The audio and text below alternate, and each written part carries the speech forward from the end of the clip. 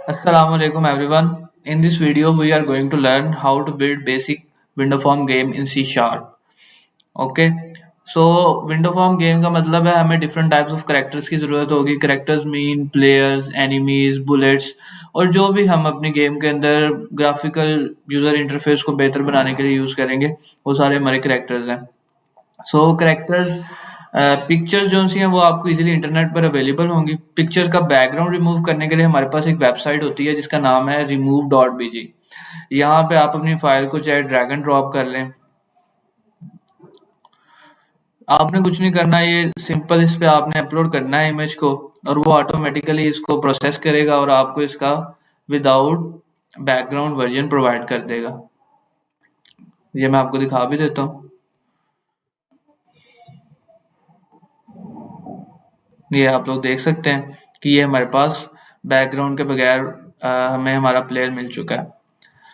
अब हम चलते हैं अपने फॉर्म में। यहाँ पर आपने रिसोर्सेज जब ऐड करने हैं तो उसके लिए आप हमारे पास सॉल्यूशन एक्सप्लोरर में एक प्रॉपर्टीज का लेबल आपको शो हो रहा होगा। इस पे आपने क्लिक करना है। यहाँ पे रिसोर्सेज हैं।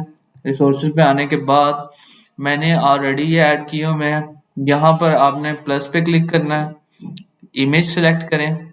यहाँ से कोई भी फाइल ब्राउज करें जो कि आप अपलोड करना चाहते हैं। लाइक मैं इसको अपलोड करना चाहता हूँ तो मैं इसको क्लिक किया।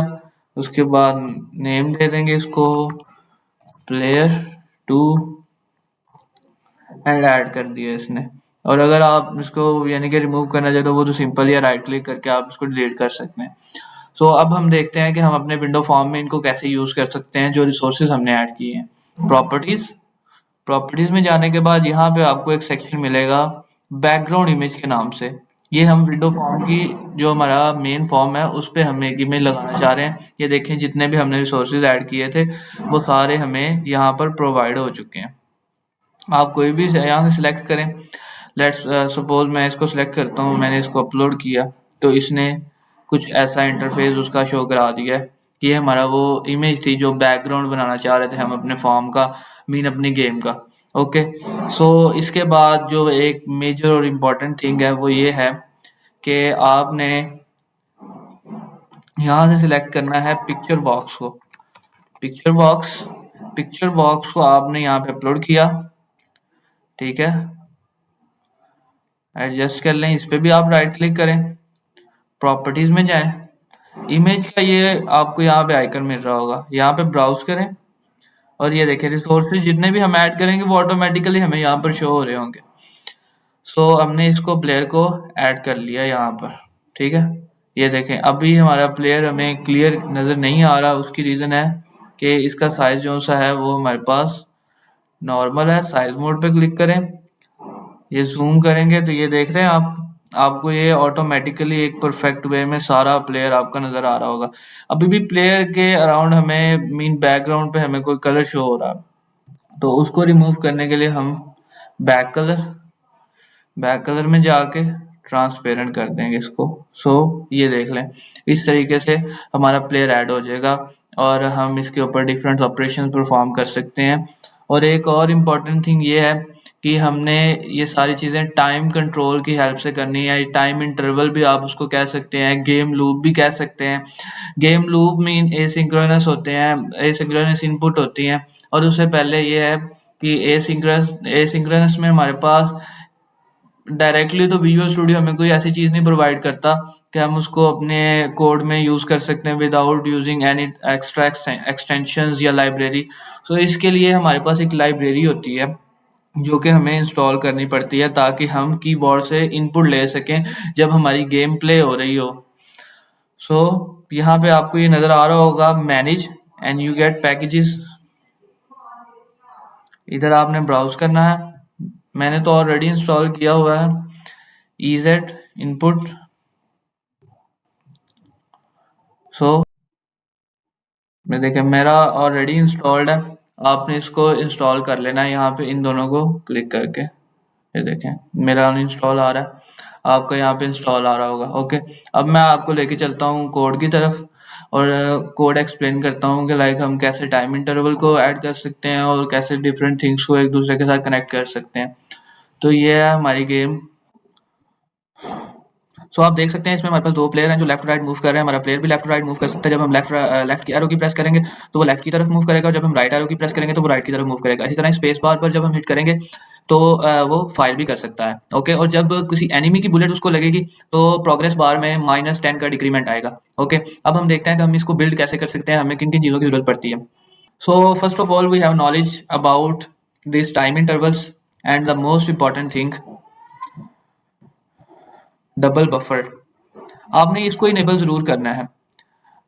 मीन ट्रू आपने इसको करना है, अदरवाइज जो हमारे पास ग्लिच आते हैं, लैग आते हैं, स्मूथनेस नहीं होती गेम के अंदर जब हम उसको प्ले कर रहे होते हैं, तो वो सारी चीज़ें ये डबल बफर मैनेज कर रहा होता है। ठीक है, उसके बाद हमने ये टाइमर हमारे पास यहाँ पे लूप का ही काम कर रहे होते हैं। लाइक जैसे हम लूप लगाते थे अपने C++ में कि ये मल्टीपल टाइम्स इनपुट लेता रहे, इसी तरह ही ये एक स्पेसिफिक टाइम इंटरवल के बाद ऑटोमेटिकली ही कॉल होते हैं। जैसे कि मेरे पास ये सबसे पहले एक टाइमर है। ये टाइमर जो है ये मेरे पास प्लेयर की लेफ्ट राइट मूवमेंट को डिटेक्ट करता है। लाइक मैंने कौन सी की प्रेस की है उसके अकॉर्डिंग ही वो मुझे प्लेयर की मूवमेंट दिखाता है। यहाँ पे मैं आपको इसका कोड शो करता हूँ। ये देख सकते हैं आप, ये हमारे पास टाइमर टिक के नाम से एक इवेंट है। ओके, टाइमर टिक के नाम से जो इवेंट है इसके अंदर हमारे पास हमने लॉजिक लिखा हुआ है, इफ कीबोर्ड इस की प्रेस, इसके साथ आप EZ इनपुट डॉट कीबोर्ड भी लिख सकते हैं या सिंपल कीबोर्ड डॉट इस की प्रेस्ड, क्योंकि वो लाइब्रेरी आपके इसमें ऐड हो चुकी है। ये देखें, सो अगर मैंने राइट एरो की प्रेस की है तो वो प्लेयर डॉट लेफ्ट, इसमें हमारे पास 2 चीजें होती हैं, एक होता है लेफ्ट और एक होता है टॉप। जो लेफ्ट होता है वो यहाँ पर एक्स एक्सिस को रिप्रेजेंट कर रहा होता है, और जो टॉप होता है वो हमारे पास वाई एक्सिस को रिप्रेजेंट कर रहा होता है। इसके डिफरेंट नेम्स हैं, इसको समझने के लिए हम इसको एक्स वाई के साथ ही रिलेट कर सकते हैं। लाइक जब वो +10 का इंक्रीमेंट करेगा तो वो हमारा प्लेयर जो सा होगा वो राइट की तरफ मूव करना स्टार्ट कर देगा। जब वो -10 का जब वो लेफ्ट एरो की प्रेस करेगा तो वो -10 का डिक्रीमेंट करेगा, और हमारा प्लेयर जो सा है वो हमारे पास लेफ्ट की तरफ मूव करना स्टार्ट कर देगा। अच्छा, अब हम देखते हैं कि इस टाइम इंटरवल को हम क्रिएट कैसे करते हैं। इसका बहुत ही सिंपल सा वे है, आपने इधर सर्च कर लेना है टाइमर, ये आपके पास टाइमर आ जाएगा। ठीक है, इसको इधर अपने कोड में लाएं, इस पर राइट क्लिक करें, प्रॉपर्टीज में जाएं। प्रॉपर्टीज में जाने के बाद आपने इसको सेट कर लेना है। ये मोस्टली हम 300 तक रखते हैं, लेकिन आपकी नीड, आपकी जरूरत, लाइक जैसे मैंने अभी बुलेट्स फायर करवानी थी स्पीड से, तो मैंने ये इंटरवल कम किया हुआ था दोनों सिचुएशन में, टाइम फॉर बुलेट और स्पेशली फॉर मूविंग बुलेट, ताकि वो जल्दी जल्दी से मूव करें। आपने जैसे इसको कोई सूटेबल नेम देना, लाइक मैं इसको चेक कह देता हूँ। ये देखें, और ये देख रहे हैं आप, यहाँ पे हमारे पास टिक है। आप इसके ऊपर जैसे ही डबल क्लिक करेंगे ये ऑटोमेटिकली ही आपके कोड के अंदर जाकर क्रिएट कर देगा एक चेक टिक, यानी कि एक टिक क्रिएट करेगा, जिसको आप यूज कर सकते हैं। और इसको आपने कॉल भी करना होता है, मतलब आपने इसको स्टार्ट करना होता है, खाली बना के इवेंट छोड़ना नहीं है, अदरवाइज ये काम नहीं करेगा। तो इसको हम कॉल करते हैं जहां पर हमारा फॉर्म लोड होता है। मैंने एक इवेंट बनाया था फॉर्म लोड का, जैसे ही मेरा फॉर्म लोड होगा उसके अंदर हमारे पास ये टाइमर डॉट स्टार्ट हो जाएगा। अगर आप ये नहीं लिखते तो आप जितनी भी इसके अंदर कोड लिख रहे होंगे वो वर्क नहीं करेगा जब तक आप इसको इनिशियलाइज मीन स्टार्ट नहीं कर देते। ठीक है, उसके बाद हम देखते हैं कि हमारा ये जो प्लेयर है, ये प्लेयर हमने क्रिएट कर लिया। ठीक है, हमने अब देखना है कि हमारा प्लेयर जो सा है वो बुलेट फायर कैसे कर सकता है। लाइक हमारे पास आया था ना कि हमारे प्लेयर ने बुलेट्स को फायर करना है। सो उसके लिए हमने इधर ही अपने फॉर्म के अंदर ही, यानी कि कोड के अंदर ही, हमने पिक्चर बॉक्स भी क्रिएट करना है। पिक्चर बॉक्स में हमने बुलेट्स को ऐड भी करवाना है। बुलेट्स को ऐड करवाने के बाद हमने उसको फॉर्म में भी ऐड करना है, फिर उनकी मूवमेंट को भी खुद ही कंट्रोल करना है। तो इन सब के लिए हमें जिन चीज़ों की जरूरत होती है, सबसे पहले तो हमने स्पेस बार की डॉट प्रेस, यानी कि जैसे ही की प्रेस होगी स्पेस बार वाली तो हमारे पास ये चीज़ ट्रिगर होगी। इसका भी मैंने ये टाइमर बनाया हुआ है। आप इसको पहले टाइमर, जैसे अभी आपको तरीका बताया वैसे इसका टाइमर क्रिएट करें। टाइमर क्रिएट करने के बाद आप इसको इधर कॉल करें, टाइम फॉर बुलेट, जो भी आपको सूटेबल नेम लग रहा हो आप उसको नेम दें, और उसके बाद आप अपना कोड लिखना स्टार्ट कर दें। ठीक है, ये एक मेरे पास फंक्शन है लोड बुलेट के नाम से। इसको मैंने पास किया है इमेज जो रिसोर्सेज में मेरे पास बुलेट की पड़ी हुई थी, ये आप देख सकते हैं बुलेट। सो जैसे ही हमने इसको game project dot properties dot resources dot bullet pass की, तो इसका मतलब है कि हम इसे इमेज पास कर रहे हैं। और ये प्लेयर पास करने का मकसद मतलब ये है कि यहाँ पे हम प्लेयर्स की एक्सेस इससे एक्सेस करना चाहते हैं। तो ये प्लेयर हमारे पास क्या था, ये हमारे पास पिक्चर बॉक्स था। ये देख सकते हैं आप डिजाइन में कि ये हमारे पास प्लेयर क्या था, पिक्चर बॉक्स का नेम था। ये देखिए प्लेयर। सो जैसे ही हमने इसको पास किया उसके बाद ये इस फंक्शन में मूव करेगा। ठीक है, जो कि हमें एक पिक्चर बॉक्स ही रिटर्न करवा रहा है, मगर वो पिक्चर बॉक्स किसका होगा, बुलेट का। सबसे पहले इसने पिक्चर बॉक्स बनाया, पिक्चर बॉक्स को picture dot image is equal to fire image, जो इमेज हमने वो बाहर से इसको पास की थी ये वाली गेम प्रोजेक्ट डॉट वाली। उसके बाद इसके विड्थ और हाइट हमने इसका साइज डिसाइड कर लिया। उसके बाद फिर लाइक उधर मैंने आपको वो जो जूम करके दिखाया था कि आप इसको ऐसे करेंगे तो आपका जो सा है ऑब्जेक्ट वो प्रॉपरली उस पिक्चर बॉक्स के अंदर रिप्रेजेंट होगा, ठीक है। और जो कलर हमने रिमूव किया था वो ट्रांसपेरेंट, उसको बैकग्राउंड कलर ट्रांसपेरेंट किया था, वो इधर भी हमने काम किया हुआ है। जैसे ये इंपॉर्टेंट है लाइन, इसको हम देख लेते हैं।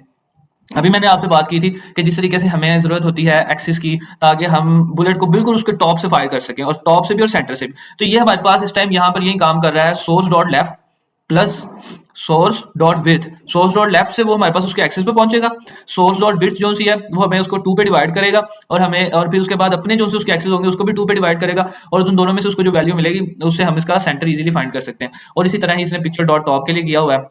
ये देख सकते हैं आप, picture dot top source dot main, हमने जस्ट उसको एक्सिस पास किए हुए हैं, ठीक है। जैसे ही हमारे पास ऑब्जेक्ट क्रिएट हो गया, उस ऑब्जेक्ट को हमें रिटर्न करवा लेना। अगर हम इसके अंदर ही सारा कोड लिख देते तो ये फंक्शन रीयूजेबल नहीं होना था, ये सिर्फ एक ही पर्पस के लिए यूज हो सकता था। तो इसको रीयूजेबिलिटी को इंक्रीज करने के लिए हमने ऐसा किया, ठीक है।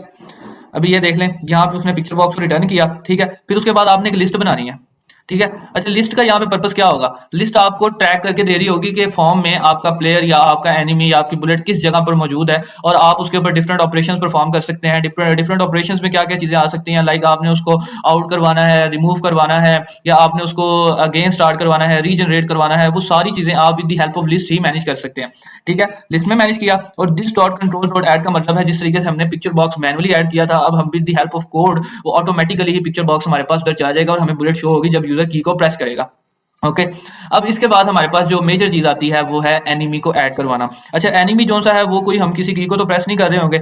एनिमी को ऐड करवाने के लिए हमने जस्ट कोई ऑटो फंक्शन रखा होगा कि जाए लाइक ये चीज जैसे ही लोड हो तो एनिमी मुझे स्क्रीन के ऊपर नजर जाएंगे। जैसे ही हमने प्रोग्राम स्टार्ट किया, एनिमी मुझे मूव करते हुए और रैंडम पोजीशन पर बुलेट्स चलाते हुए नजर आए हैं, ठीक है। वो ये with the help of this function उसने किया है, ठीक है। अच्छा, यहाँ पर मैंने क्या किया हुआ है, यहाँ पर मैंने 2 एनिमीज लिए हुए हैं। आप यहाँ पर उसको बाहर से भी कोई पैरामीटर्स पास कर सकते हैं कि इतने एनिमीज दो मुझे, इस टाइप के दो, जिस तरीके से हमने ये गेम डॉट प्रोजेक्ट को दिया हुआ है। इस तरीके से ही आप इस फंक्शन को पास करके, या तो आप जस्ट इसको इमेज पास करेंगे और ये आपको उस इमेज के जितने आप एनिमीज चाहते होंगे क्रिएट करके दे देगा, ठीक है। Like picture box dot enemy, same process है, बस जो डिफरेंस आता है वो ये है कि वहां पे हमने एनिमी डॉट सॉरी बुलेट की जो सी जगह थी, बुलेट में हमने एक्सिस को देखा था अपने प्लेयर वाले को, यहाँ पर तो हमने किसी चीज को देखना ही नहीं है। सो हमने यहाँ पर सिर्फ और सिर्फ देखना है कि प्लेयर एनिमी खुद ब खुद ही जनरेट हो रहे हैं, और वो अपने रैंडम एक्सिस खुद ही डिसाइड करते हैं और मूव करना स्टार्ट कर देते हैं, ठीक है।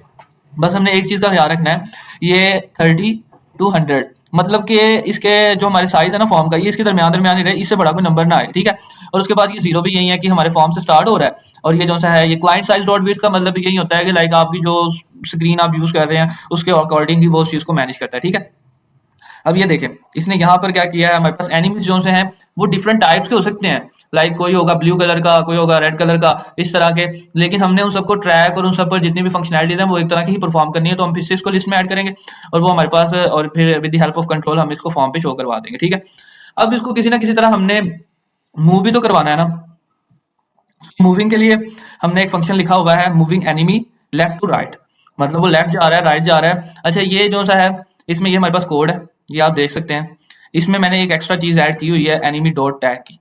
एनिमी डॉट टैग हमारे पास क्या करता है, फर्स्ट ऑफ ऑल मैं आपको इसके बारे में थोड़ा सा एक्सप्लेन कर दूं कि ये मैंने control E in this dot controls क्या लिखा हुआ है। कंट्रोल ई जो सा है हमारे पास सारे, यानी कि हमारे पास जितने भी कंट्रोल्स है विंडो में उसको लेकर आओ, ठीक है। उसके बाद उनमें से चूज करो जितने भी एनिमीज है, ठीक है। एनिमीज कैसे वो चूज करेगा, एनिमी डॉट टैग की एक उसकी एक प्रॉपर्टी होती है, हम उसको कोई भी चीज असाइन कर सकते हैं। लाइक इधर आप एनिमी भी लिख सकते थे, इधर आप एनिमी भी लिख सकते थे, it's totally up to you, ठीक है।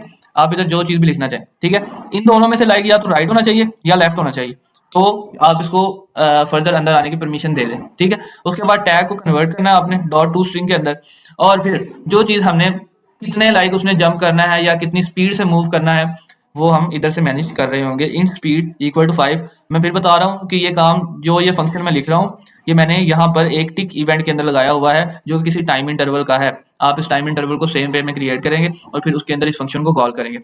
ये देखें, इफ राइट होगा तो हमारे पास स्पीड में प्लस प्लस जाएगी, अगर वो पहुंच जाएगा क्लाइंट साइज और विड्थ तक तो वो हमारे पास इसको टैग को जो है वो लेफ्ट कर देगा, और लेफ्ट टैग का मतलब है कि वो इस स्पीड से मूव करना स्टार्ट कर देगा लेफ्ट साइड की तरफ, ओके। अदरवाइज अगर वो लेसर देन और इक्वल टू 0 हो जाएगा तो वो फिर से दोबारा से उसको राइट कर देगा, और इस तरीके से हमारे एनिमीज ऑटोमेटिकली ही स्क्रीन पे मूव करते रहेंगे जब जब ये टिक इवेंट ये लूप की तरह वर्क कर रहा है ना, किसने चलते ही रहना, ठीक है।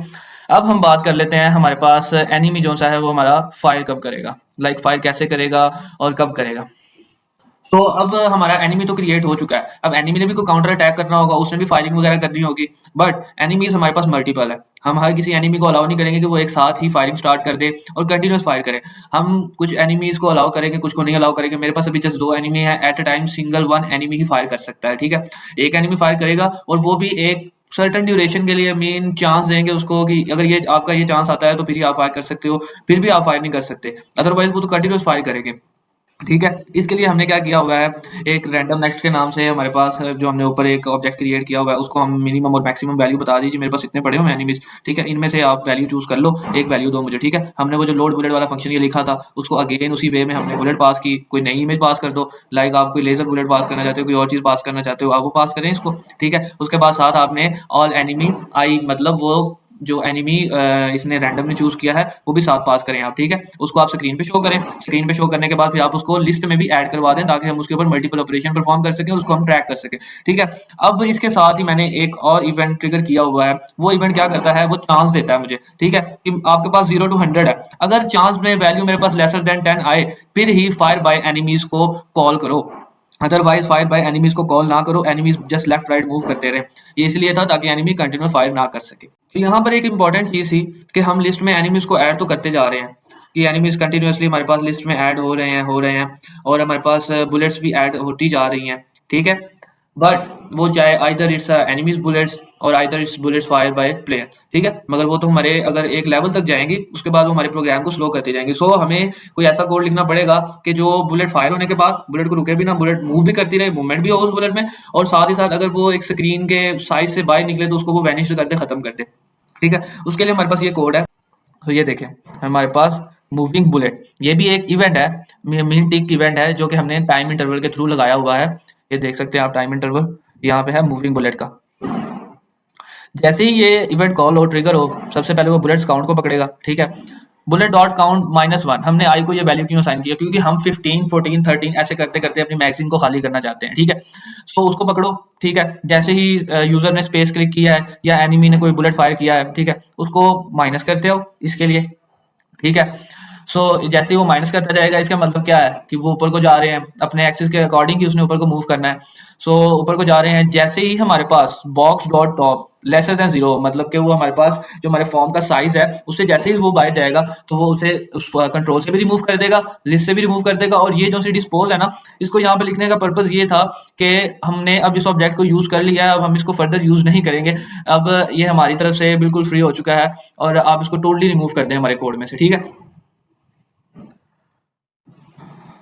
Moving enemy left to right हो गया, ठीक है? वही चीज हम चेक कर लेते हैं कि बुलेट तो हमने लगाई है, बुलेट उसने यूजर ने फायर किया है और एनिमी ने भी फायर किया है। सबसे पहले हम चेक करते हैं कि जब एनिमी की तरफ से हमारे पास कोई बुलेट फायर हुई है, ठीक है, और वो हमारे यूजर के मतलब प्लेयर के साथ आके जैसे ही उसने हिट किया है तो उसको हमने क्या रिस्पॉन्स देना है, ठीक है? तो उसको रिस्पॉन्स देने के लिए हमने क्या किया हुआ है, यहाँ पर हमने एक सिंपल सा लॉजिक लिखा है। कोई इतना खास या कोई डिफिकल्ट लॉजिक नहीं बनाया ताकि इजीली अंडरस्टैंडेबल वे में सब इसको एक्सप्लेन किया जा सके। फर्स्ट ऑफ ऑल तो वो यहाँ पर आके इस चीज को देखेगा कि हमारा जो प्लेयर है उसकी हेल्थ कितनी है, उसकी प्रोग्रेस बार के अंदर वैल्यू कितनी बड़ी हुई है, क्योंकि हम -10 का डिक्रीमेंट कर रहे हैं जैसे ही उसको एक बुलेट लगेगी, ठीक है? फर्स्ट ऑफ ऑल वो चेक करेगा, अगर वो ऑलरेडी लेसर देन और इक्वल टू है और उसको फिर से बुलेट हिट हो गई है तो भाई गेम यहाँ पर खत्म कर दो, आप हार चुके हैं और यहीं पर फॉर्म को क्लोज कर दो, उसको ये मैसेज शो करो, बस ऐसे। अगर ऐसा नहीं है, आपके पास 20 30 कोई वैल्यू पड़ी हुई है प्रोग्रेस बार में, तो उसको फिर डिक्रीमेंट दो -10 का। उसके बाद हमने ये चेक करना है, जो हमने ये प्रोग्रेस बार बनाया हुआ था इसको हम बनाते हैं with the help of this tool box.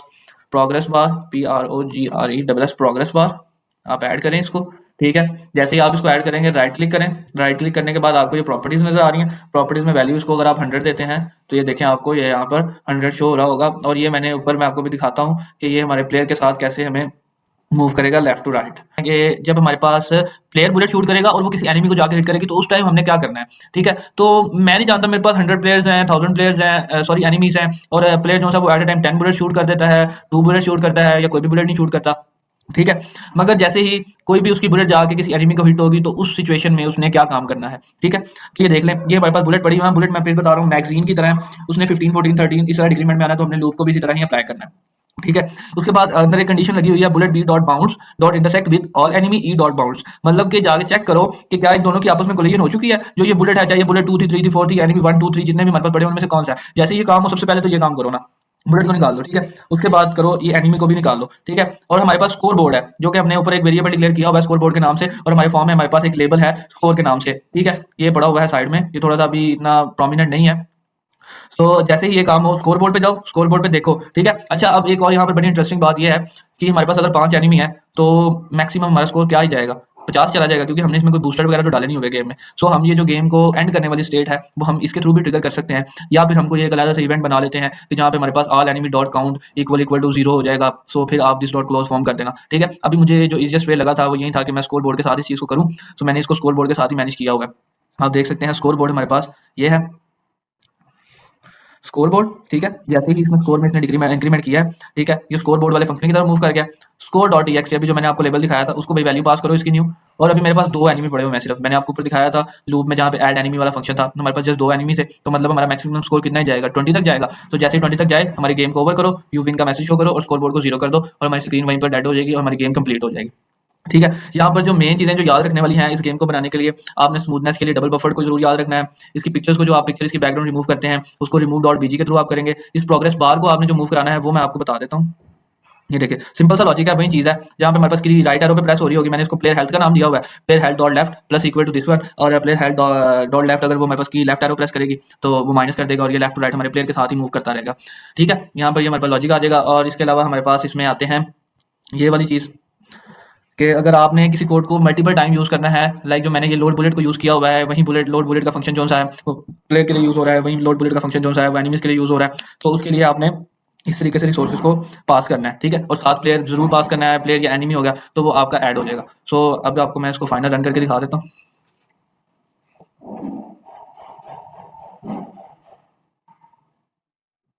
ये आप देख सकते हैं, अब आपने प्रोग्रेस बार की क्योंकि अब आपको कोड पता चल गया। ये देखें कि जितनी भी बुलेट उसको लगी है हर बुलेट पे उसने 10 का डिक्रीमेंट दिया है, और एट अ टाइम हमारे पास एक ही प्लेयर जो सा है एनिमी जो सा है वो बुलेट फायर कर रहा है और वो दोनों ही लेफ्ट टू राइट मूव कर रहे हैं। अब मैं इनके ऊपर अगर बुलेट चलाता हूँ तो मेरी बुलेट हिट की तो वो देखें आप कि मेरे स्कोर बोर्ड में मुझे 10 का इंक्रीमेंट मिला है, ठीक है। और इसी तरह ही ये मैं बुलेट शूट भी कर सकता हूँ, मेरा प्रोग्रेस बार भी इसके साथ ही मूव कर रहा है। So that's it. अभी ये